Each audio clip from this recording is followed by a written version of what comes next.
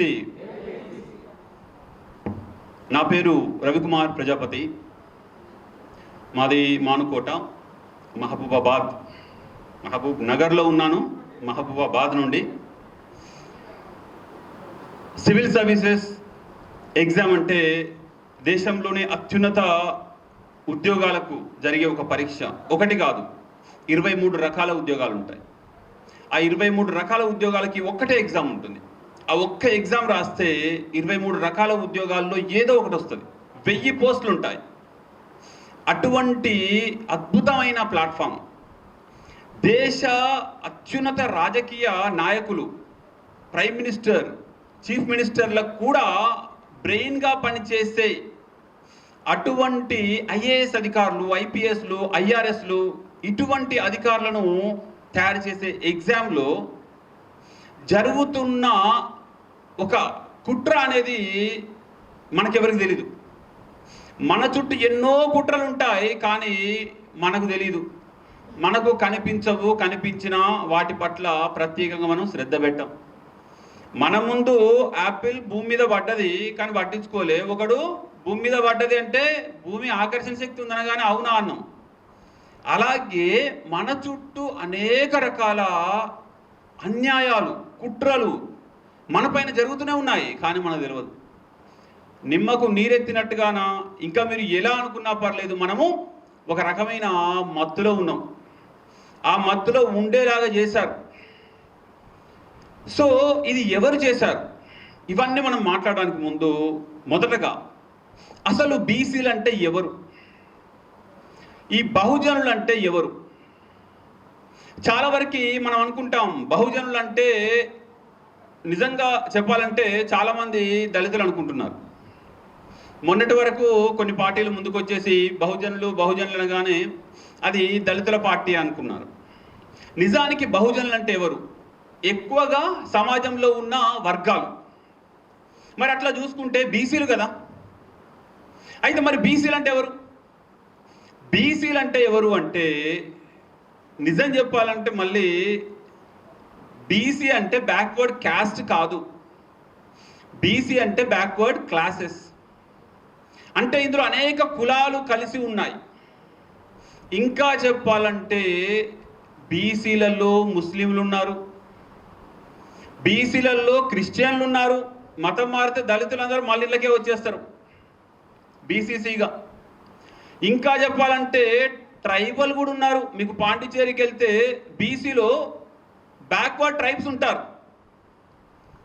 అంటే బీసీలు అంటే ఎవరు అంటే, మొత్తం మీద 90% పైగా ఉన్న భారతీయులు. 90%. మనం బీసీ అంటే 52%, 60% ఇదే చెప్పుకుంటాం. ఈ బీసీలలో మొత్తం దళితులు ఉన్నారు, గిరిజనులు ఉన్నారు, ముస్లింలు ఉన్నారు, క్రిస్టియన్లు ఉన్నారు, ఇంకెవరు లేరు. అధికారాన్ని చేతిలో పెట్టుకొని అధికార దండాన్ని చేపున్న వాళ్ళు తప్ప మిగిలిన వాళ్ళందరూ ఉన్నారు. సో ఈ మధ్య నేను ఒక మిత్రుడిని కలిశాను, ఐఏఎస్ స్థాయి వ్యక్తి. కలిసి మాట్లాడుతూ ఉన్నప్పుడు బీసీలం అందరం కూడా ఏకమయ్యి ఏదో రాజ్యాధికారం అని ఏదో డిస్కస్ చేశాం. అతను నవ్వాడు. ఊకోవయా, మీ వల్ల ఏమవుతుంది, మీరు ఏదో అద్దం నేల మీద పడితే ఎన్ని ముక్కలు అయినాయో అన్ని ముక్కలు ఉన్నాయి, మీరందరూ ఏడ ఏకమవుతారు అని. మీ వల్ల ఎక్కడైతుంది, మీ వల్ల కాదు అన్న. అంటే నేనేమన్నానంటే, ఈ ముక్కలన్నింటినీ ఏకం చేయడానికి మాకు బీసీ సమాజ్, బీసీ టైమ్స్ ఇటువంటి వేదికలు ఎప్పుడో ప్రారంభమయ్యాయి, కొనసాగుతూ ఉన్నాయి. ఇలాంటి వేదికలు ఒక వేదికను చూసి ఇంకొక వేదిక, ఇంకొక వేదికను చూసి ఇంకొక వేదిక, అనేక వేదికలు తయారు కాబోతున్నాయి. ముందు నవ్వుతారు, నవ్విన నాపచేనే పండుతుంది. నవ్వండి, మీరెంత నవ్వితే మేము అంత ఎదుగుతాం. నవ్వండి, అవమానించండి, మమ్మల్ని ఎద్దేవా చేయండి, మేము ఖచ్చితంగా దాని నుండే ఏకమవుతాం అని చెప్పేసి చెప్తే, చూద్దాంలే అన్న. చలో చూడాల్సిందే మీరు అన్న, ఖచ్చితంగా మనం చూపించాల్సిందే. సో సివిల్ సర్వీసెస్ ఎగ్జామ్ గురించి తీసుకుంటే మీరు 1000 పోస్టులలో 500 ర్యాంకు వరకు కూడా ఎస్సీ ఎస్టీ బీసీలు ఎంతమంది ఉంటారనుకున్నారు? 100 మంది కూడా ఉండరు. 1000 పోస్టులలో ఫస్ట్ 500 ర్యాంకుల వరకు 100 మంది కూడా ఎస్సీ ఎస్టీ బీసీలు ఉండరు. ఇక టాప్ 100లో 10 మంది ఉంటే ఎక్కువ. అంటే అత్యంత ఉన్నత ఉద్యోగాల్లోకి వెళ్ళే వాళ్ళని ఏం చేస్తారు అంటే, మెయిన్స్లో ఎక్కువ మార్కులు వచ్చినా కానీ వాడికి ఎన్ని మార్కులు వచ్చాయి, వీడికి ఏ సర్వీస్ వస్తుంది, చలో చూసి మరి మార్కులు చేతితో గంటతో మార్కులు వేసినట్టుగా వడ్డిస్తారు. ఎవరికి? వాళ్ళను పుష్ చేస్తారు. వాళ్ళ వర్గానికి చెందిన వాళ్ళకి తక్కువ మార్కులు రిటర్న్లో వచ్చినా ఎక్కువ మార్కులు వేసి వాడిని ఐఏఎస్ చేస్తారు.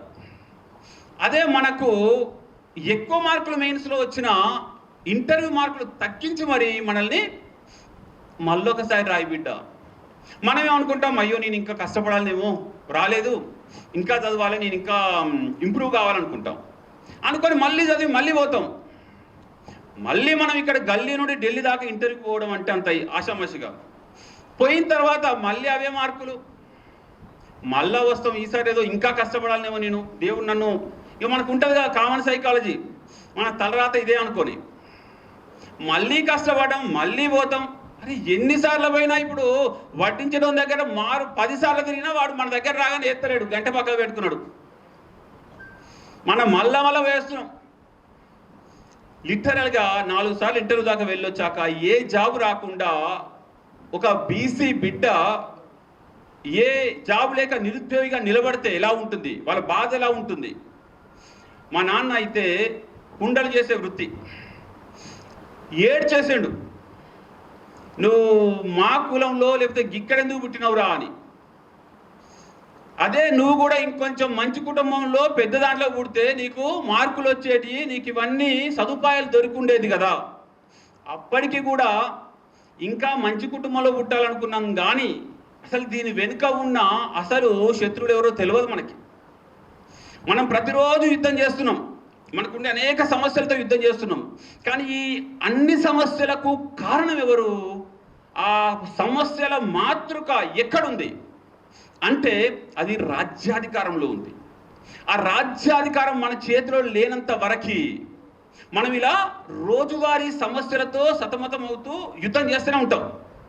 మనం ఎప్పుడు కూడా మన ముందున్న సమస్యలతో సతమతం కావడం కాదు, అసలైన శత్రువుతో యుద్ధం చేయాలి. అది రాజ్యాధికారం. మరి ఈ రాజ్యాధికారం ఎందుకు? చూడండి, ఈ రోజున బీసీలు ఏ వాదన వస్తే ఆ వాదనకు పరిగెత్తారు. హిందుత్వం అంటే పరిగెడతారు, తెలంగాణ వాదం అంటే సకల జనుల సమ్మె అంటే పరిగెడతాం. చివరికి కులముతోటి మనందరం ఏకం అవుదామంటే పరిగెత్తట్లేదు. కొందరైతే ఈ రోజుల్లో కులాలు ఉన్నాయా?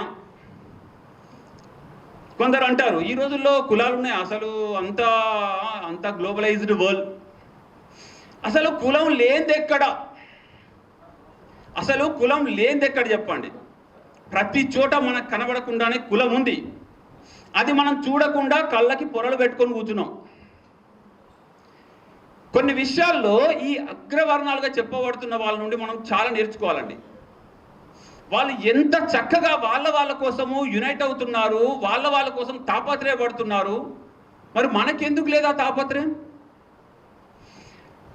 అనాదిగా పారిశ్రామిక విప్లవం వచ్చాక బ్రిటన్లో కుల వృత్తులందరూ కూడా పారిశ్రామికవేత్తలయ్యారు. మరి భారతదేశంలో ఈ కుల వృత్తులు పారిశ్రామికవేత్తలుగా ఎందుకు ఎదగలేదు? ఎక్కడ డబ్బులుంటే అక్కడ వాళ్ళు వెళ్ళారే. ఇప్పుడు గౌడన్నలు కళ్ళు గీస్తారు, మరి వైన్ షాపులకు వైన్స్ తయారు చేయాలంటే వాళ్ళకే ఇవ్వాలి కదా. మరి వాళ్ళు ఉండరు, అక్కడ ఒక వర్గం వెళ్తుంది, వాళ్ళు పాతుకుపోతారు. చెప్పులు కుట్టే వాళ్ళు మరి షూ కంపెనీలు పెట్టొచ్చుగా. ఎక్కడ డబ్బులు వస్తే అక్కడ ఒక వర్గం పోయి అక్కడ పాతుకుపోద్దండి. ఎక్కడ డబ్బులు లేవో అక్కడ వీళ్ళు అక్కడే ఉండిపోతారు. మనం ఇక్కడే ఉండిపోయాం. ఎక్కడెక్కడైతే ఏ వృత్తి డబ్బులు వచ్చే వృత్తిగా మారిందో అక్కడ వాళ్ళు చేరారు. చూడండి, ప్రపంచీకరణ వచ్చాక ఈ ఏవైతే పద్మశాలీలు చెప్పాలంటే మిషన్ మేడ్ పవర్ లూమ్స్ వచ్చాక, వాళ్ళకి ఆ సాంచల్ ఎలక్ట్రానిక్స్ వచ్చాక, చేతి మగ్గంలు పోయాక వాళ్ళు ఎక్కడికి పోయారు? భీమాండి, సూరత్, వలస బయలు. మరి వాళ్ళకు లోకల్గా వాళ్ళ సమస్యలు తీర్చిన ప్రభుత్వాలు ఉన్నాయా? లేవు. ఎందుకు అంటే ఆ బాధలు అనుభవించినోడు రాజ్యాధికారంలో లేడు. ఒకవేళ ఎవరో కొందరికి ఇచ్చినా కానీ వాళ్ళందరూ నిజంగా ధైర్యంగా వాళ్ళ అధికారాన్ని చెలాయించే స్థాయిలో లేరు. ఉన్నారా? ఇప్పుడు బీసీ నాయకులు ఉన్నారు, ఏదో ప్రతి పార్టీలో ఉన్నారు, వాళ్ళకి అధికారం కొంచెం పోస్టులు కూడా ఉన్నాయి, కానీ ధైర్యంగా వాళ్ళు ఊపిరి పీల్చుకొని ఏ డెసిషన్ కూడా వాళ్ళు తీసుకోలేరు. చివరికి వాళ్ళు ఎలా అయ్యారంటే, ఏవైతే ఈ అగ్రవర్ణాల పార్టీలు ఉన్నాయో ఆ పార్టీల చేతిలో కీలు బొమ్మలు, చిన్న చిన్న ఉత్సవ విగ్రహాల్లాగా కనబడుతుంటారు బయటికి, అంతే, వాళ్ళు ఏమీ చేయరు. ఇటువంటి పరిస్థితుల్లో అసలు మనకంటూ బీసీలకంటూ ఒక వేదిక లేదే. మనకంటూ ఒక వేదిక ఉందా? లేదు. మనకంటూ ఒక రాజకీయ పార్టీ లేదు. లాస్ట్కి చూడండి, దళిత వర్గాలుగా చెప్పబడుతున్న వాళ్ళు, గిరిజన వర్గాలుగా చెప్పబడుతున్న వాళ్ళు, వాళ్ళకి కూడా బలమైన యూనిటీ ఉంది, బీసీలకు లేదు. వాళ్ళకున్నంత యూనిటీ మనకు లేదు. ఇప్పుడు ఈ సందర్భంలో నిజంగా తెలంగాణ వచ్చింది బీసీ రాజ్యం కోసమే అని మనం గుర్తించాలి. తెలంగాణ వచ్చింది బీసీ రాజ్యం కోసమే. అది మీరు గుర్తించకపోతే వేరే వాళ్ళు తన్నుకుపోతారు. ఎందుకంటే ఉమ్మడి ఆంధ్రప్రదేశ్లో మనం ఉద్యమం చేసే కంటే చిన్న రాష్ట్రమైన తెలంగాణలో ఈజీగా మనం యునైట్ చేయొచ్చు. ఆల్రెడీ మనం చూసినాం, వెలమ రాజ్యం చూసినాం, ఇప్పుడు రెడ్డి రాజ్యం చూస్తున్నాం, పెనం మీద నుండి పొయ్యిల పడ్డం అనుకున్నాం. సో ప్రతి ఒక్కరిని మనం ఎన్నుకుంటున్నప్పుడు ఒక్కసారి బీసీ రాజ్యం ఎందుకు వద్దు? ఉమ్మడి ఆంధ్రప్రదేశ్లో ఇంతమంది ముఖ్యమంత్రుల్లో ఒక్కరు లాస్ట్కి దళితులకు కూడా ముఖ్యమంత్రి ఏంటండి, బీసీకి లేడు. అంటే బీసీల పరిస్థితి ఏంది? చదువుకోలేదా? నాలెడ్జ్ లేదా? మనకు ఆర్థికంగా లేమా? సంపాదిస్తున్నాం కదా, మన దాంట్లో కూడా ఉన్న వాళ్ళు ఉన్నారు, మరి ఎటుపోతున్నారు వాళ్ళు? ఇక్కడ మనల్ని స్వార్థపరులను తయారు చేసిళ్ళు, మనకు తెలియకుండానే ఎవరికి వాళ్ళము వేరైపోయాము. ఇప్పుడు మనందరినీ కలపడానికి బీసీ సమాజ్, బీసీ టైమ్స్ ఆధ్వర్యంలో ఇటువంటి మీటింగులు జరుగుతున్నాయి. వీటిని మనం ఇప్పుడు ఏం చేయాలి? జిల్లాకి, అలాగే మండల స్థాయికి, అలాగే గ్రామ స్థాయికి కూడా అన్ని కులాల వాళ్ళము ఏకమై సమ్మేళనాలు, ఆత్మీయ సమ్మేళనాలు, సహపంక్తి భోజనాలు కూడా ఏర్పాటు చేసుకోవాలి. అందరినీ ఐక్యం చేసే ఒక నేరేషన్ బిల్డ్ కావాలి. మనందరం కూడా సోషల్ మీడియాలో ఒక్కొక్కరు 1000 మందికి మీరు స్ప్రెడ్ చేయండి చాలు. ఎలా ఉండాలంటే విని చూసి వాళ్ళ నోట్లో కూడా బీసీ రాజ్యం వస్తే బాగుండు అనాలి. వాళ్ళ నోట్లో కూడా బీసీ రాజ్యం వస్తే బాగుండు, ఒకసారి వీళ్ళు కూడా ఉంటే బాగుండు అనాలి.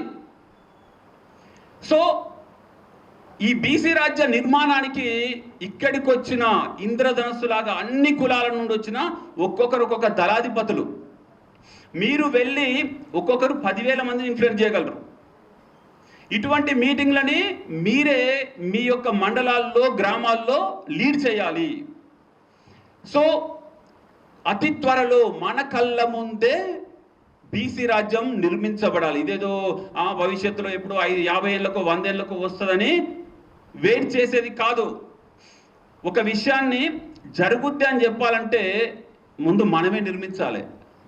అది ఎక్కడో గాల్లోకి వెళ్ళి వచ్చి జరగదు. We have to build it. మన ఓట్లతో వేరే వాళ్ళని ఎన్నిక చేసినప్పుడు మన ఓట్లు మనకేసుకుంటే డబ్బులు ఏం ఖర్చు అండి? ఒక్కసారి ఆలోచించండి. వాళ్ళకంటే డబ్బులు కావాలి, కోట్ల రూపాయలు కావాలి రాజకీయాలంటే, మనకెందుకు? మన ఓట్లే కదా. వాళ్ళంటే డబ్బులు ఖర్చు పెట్టి ఓట్లు కొనాలి. అసలు మనకు కొనాల్సిన అవసరం లేదు కదా. ఒక్క వాదన చాలు, బీసీ, అరే బీసీ బిడ్డనట వేసుకోక, అంతే. రూపాయి కూడా అవసరం లేదు. అది మనకు అవసరం కూడా లేదు. వాళ్ళు ఇచ్చిన 5,000 10,000 కూడా దేనికి పనికిరావు ఈ రోజుల్లో. ఒక్కసారి ఉచితంగా మన బీసీ నాయకుడికి మనం ఓటేసుకుందాం. ఎన్ని జనరల్ ఉంటాయో అన్ని జనరల్లో బీసీ ఉంటే బీసీ మధ్య పోటీ ఉండాలి, లేదంటే బీసీలే ఎక్కడ పోయినా ఓసీ ఉన్న వాళ్ళకి అగేన్స్ట్గా బీసీలే ఉండాలి. ఇది ఒక తీర్మానం చేయాలి. దీనికి చాలా కార్యాచరణ అవసరం ఉంది. మనందరం కూడా దానికోసం ఒక సోల్జర్స్ లాగా, యుద్ధానికి సిద్ధమైన సోల్జర్స్ లాగా ముందుకెళ్లాల్సిన అవసరం ఉంది. ఈ అవకాశం ఇచ్చిన బీసీ సమాజ్, బీసీ టైమ్స్ వారికి ప్రత్యేక ధన్యవాదాలు. అతి త్వరలో మనందరము బీసీ రాజ్యాన్ని చూడాల్సిందే, బీసీ ముఖ్యమంత్రి రావాల్సిందే. ధన్యవాదాలు అందరికీ కూడా.